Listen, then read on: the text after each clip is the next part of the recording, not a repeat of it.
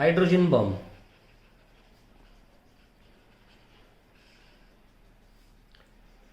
A hydrogen bomb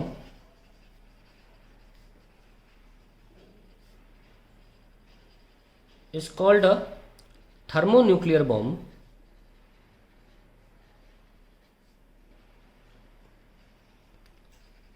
and is considered much more disastrous than an atom bomb. इसका main reason ये है कि critical size criteria is not required. Criteria is not required, ये main reason इसकी वजह से ज़्यादा खतरनाक है।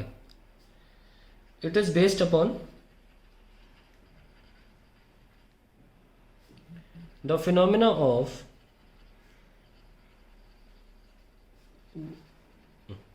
Uncontrolled nuclear fusion reaction.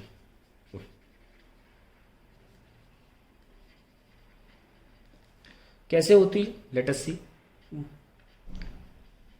एक हाइड्रोजन दूसरे हाइड्रोजन से मीट करता है, बनाता है ड्यूट्रॉन,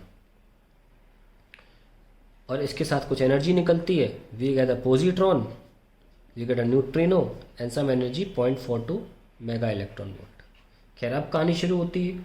फिर आपका एक ड्यूट्रॉन एक और ड्यूट्रॉन के साथ मीट करता है and we get a helium and we definitely get a lot of energy.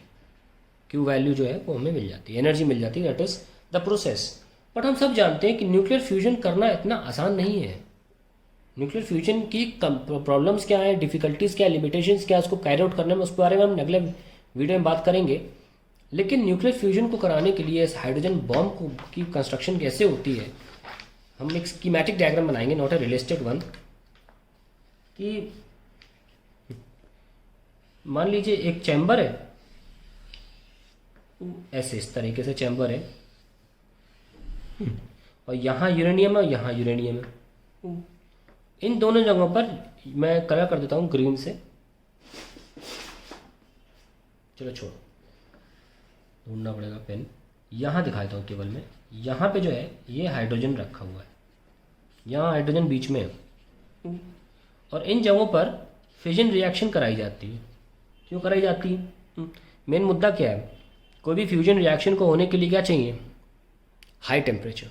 This fusion reaction create a temperature of 10⁸ Kelvin's. इस लेवल का टेम्परेचर प्रोड्यूस करती है और फ्यूजन शुरू हो जाता है हाइड्रोजन का, and we can create a hydrogen bomb.